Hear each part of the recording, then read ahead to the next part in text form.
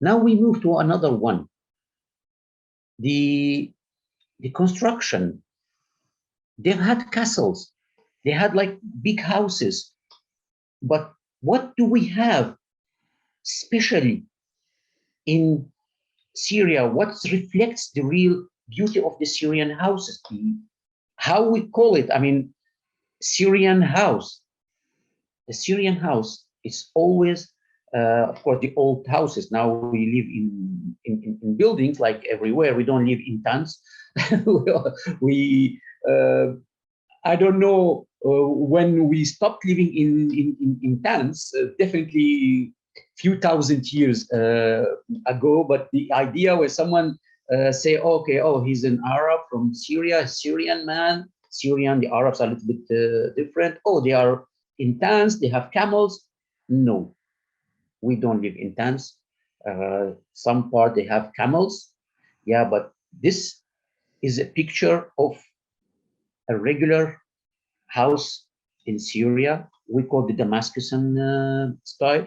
It consists of like a central fountain in an open courtyard inside the house, where the family and the guests, they sit together. And in fact, some of the standards in our culture, like the boys, they do not leave the house. So the first floor is for the guests and the parents. The second floor is for the kids. And when someone gets married, he gets one room and he lives with his family. And the whole family, they gather together for usually the dinner, and they eat together, and they always wait for the elderly person in the family to come in, the elderly or the firstborn boy, who's considered like the small father. I mean, so the firstborn boy, I mean, our families, I mean, usually big. I am from a small family. We are only 4. My mother is one of 11. My father is one of 8. So the Syrian families are big families. And you can imagine the whole family gathering together.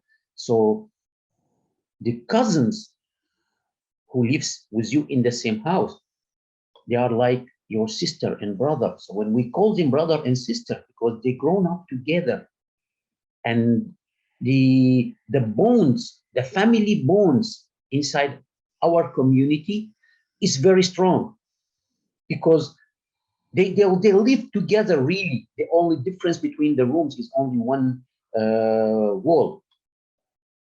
And another very important aspect of the Syrian house is, in every Syrian house we have some trees. I did not find all the names in Russian. Only one is Pomeratis. It's like kind of orange. In fact, the Citron maxima, which is like shrubby tree, the scientists, they consider as the original orange, or like the mother of all oranges. And only a modification of that orange gets spreaded, and we have now all those like citron or the orange. And in every Damascusian house, especially in Damascus, we have the jasmine tree, and we call it jasmine tree. It's a shrub, we know, but it's like combined between the vine and the shrub, and it's oily. We call it the jasmine tree. And in fact, Damascus is called the capital of the jasmine. And we call our first lady the lady of the jasmine. So when next time you hear the word jasmine, or you hear the smell of the jasmine, think about Damascus. Think about that country where the majority of the houses have jasmine tree in the street. When you walk in the streets, we are not in a desert. I mean, it's a green city, of course, not as green as Moscow or many other countries, but for our weather condition, it's a green city. Also, in every Damascus house, we have a lot of roses. And the word rose is a Syrian word for what become rose. In all the world they use this word. So it's a lot of flowers, nice smelling inside the house. And this is only in the courtyard. What's inside is also more attractive. This one, the top on the top right on your screen is where we receive the guests, and usually the guest, he sits like at the end of that place. So we have a say. We tell the guest like the heart for you and the border for us. It means like the owner of the house will sit on the border, on the stage, on the steps, and the guest will sit inside. Also in Syria, the mosaic was invented, and Syria is the first country, the ancient Syria. Again, I'm repeating here, I'm talking about history. The embedment of the seashells inside the wood. So what create the first mosaic? And a lot of old houses, they are still covered with the same style. And in fact, those kind of mosaic, the wood with the seashells, they are commonly, and it started in Syria and spread all around the world with the Syrian traders and the people taking the Syrian products with them abroad. It was one of the well marketed, good selling items abroad. Of course, we mentioned about the word mosaic because the word mosaic is also a Syrian word. And the art of mosaic, it's very spread in Syria and on the Syrian soil. This picture, and by the way, I took those pictures myself. This is from the castle of the emperor Marcos Philippos, or they call him Philip the Arab. He born in a city what today called Sueda, which is south of today's Syria, near the border with Jordany. He became the Roman emperor from February 244 to September 249, when he was betrayed and killed. So his palace, I mean, he built like a big palace in his old city, and those mosaic, those beautiful art of work 2,000 years ago, and they are still beautiful up to today. This is the real size of those mosaic.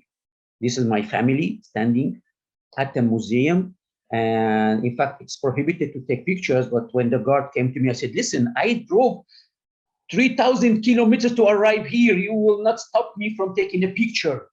He laughed, said, okay, Abdullah, you come. And then Abdullah said, okay, respected person, said, my name is Abdullah.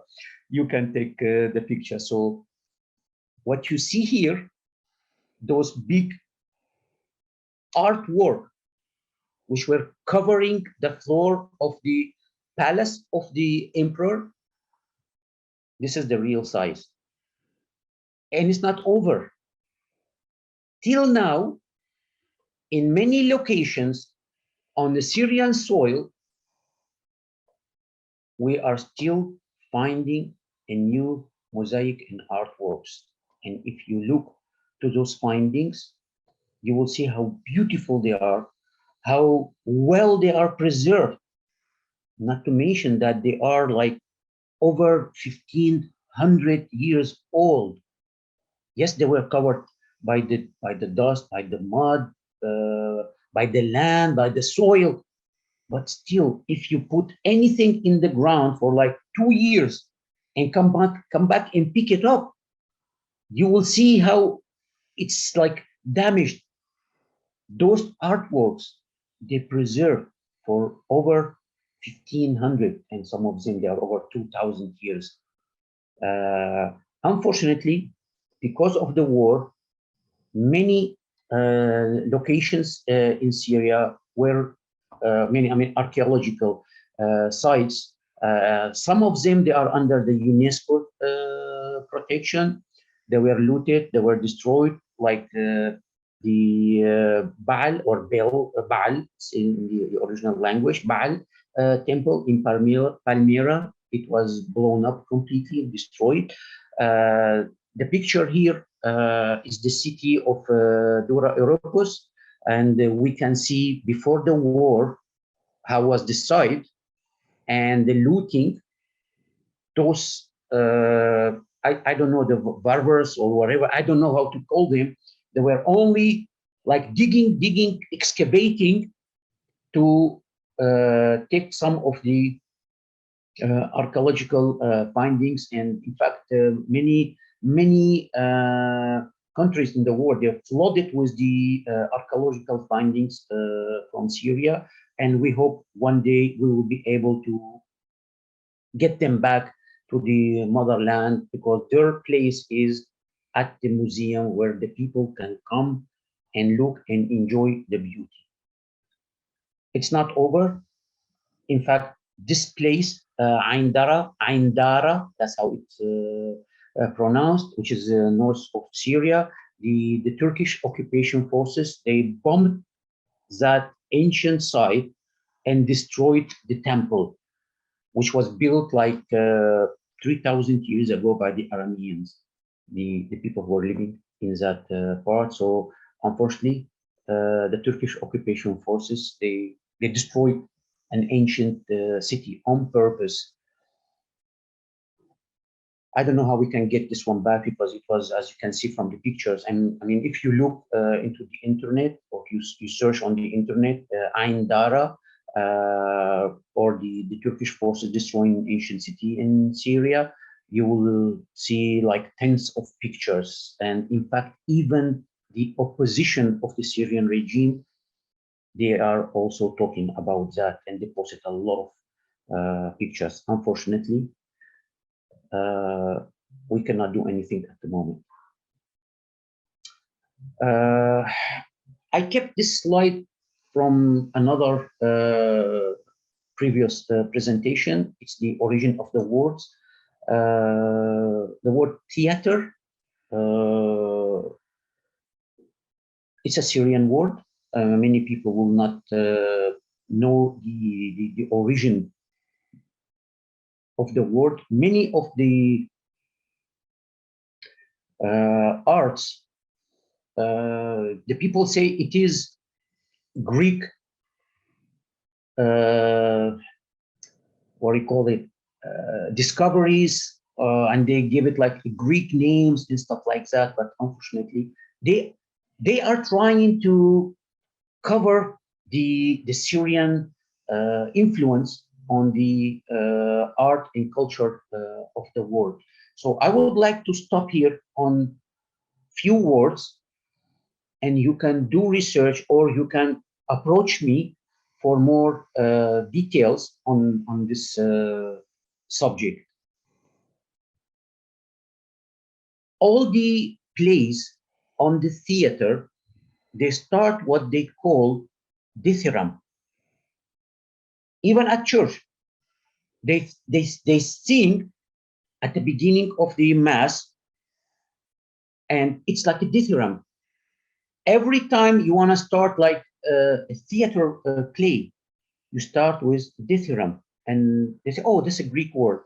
And if we ask the Greek what dithyramb means, they have no identification of that word, because it's not a Greek word. This is the identification in the Aramic Syrian words, like the in English or de in French. Ether or ethro. It means the trace, the representative, the place, the denominator.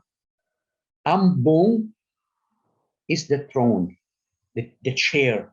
So the ether ambon, like the representative of the throne, because when they used to start the play on the theater, they used to carry like a status of the god, bring it in on the theater, play the song like greetings to the god and offering their work to the god. And they used to put this status or the representative of the king or the leader of the city, because he used to represent the king. So used to come to greet him, salute him, and then they start the play. So the start of the play, which was greeting to the Lord or providing our job to the Lord, is the De Ethrambo, De Theram. So this is a Syrian Aramic word. A lot of those words, I will not stop on this one. I can come back to this one if we have time at the end, because it's still long presentation.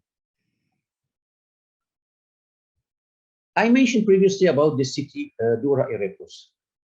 The city itself, like nobody knows when it started, because it's on the caravans road on the Euphrates river. In the year 300, the Seleucus Nicator, he rebuilt it to be like his front line against the Persian power. City is famous with few stuff. I showed you the looting around that city. So this is one of the locations inside the city. This is the synagogue of that city, or that's how it was. All those drawings, paintings, wall and artworks are moved completely to the Damascus Museum, the National Museum of Damascus. They are in Damascus now. If you can look to those pictures or those like artworks, they reflect major or main Old Testament stories. Some of them is not exactly as it's written in the Old Testament. They have a little bit variation. And this place is considered, because they finished building this synagogue in the year 240. And it's considered as one of the eldest synagogue in the world. The terrorists, they were destroying all those nice artworks, and they were painting them with black or destroying them with the hammers. I mean, we've seen the video like cutting the lion of the ancient civilization, because they say, oh, that's worship of false gods. They have different idea. They don't understand what the heritage of the ancient world is. Here we pay a little bit more attention to some of those like artworks in Dura Europos. In fact, in one of the houses, we have the Christians here on the top left, top right of the screen. It shows Jesus walking on the water, which is according to the New Testament. And we still remember that this city was really like built, not rebuilt, let's say, in the year 200. So this one of the very original drawing, and proves that the stories we have in the New Testaments, they were commonly available in many part of the ancient Syria. And in fact, the city Dura Oropos holds what has been identified as the first house church. So the people, they were not allowed to pray They were not allowed to have churches, so they were gathering in houses, praying in houses, and the city Dura Europos hold one of the what's been identified as the first house church. Again, this is part of the culture and arts of Syria. As we touched the subject of religion, uh, of course, Syria is one of the main countries where Christianity was the major or the main household for the Christianity. In fact, in Damascus Museum, we have a letter from the king of what city called Sabine, which is now in Turkey, on the border between Turkey and Syria, in the part of the occupied land. That was a letter from the king addressed to Jesus to visit the city of Sabine. And this is one of the rarest proofs that a person called Jesus existed during that period of time.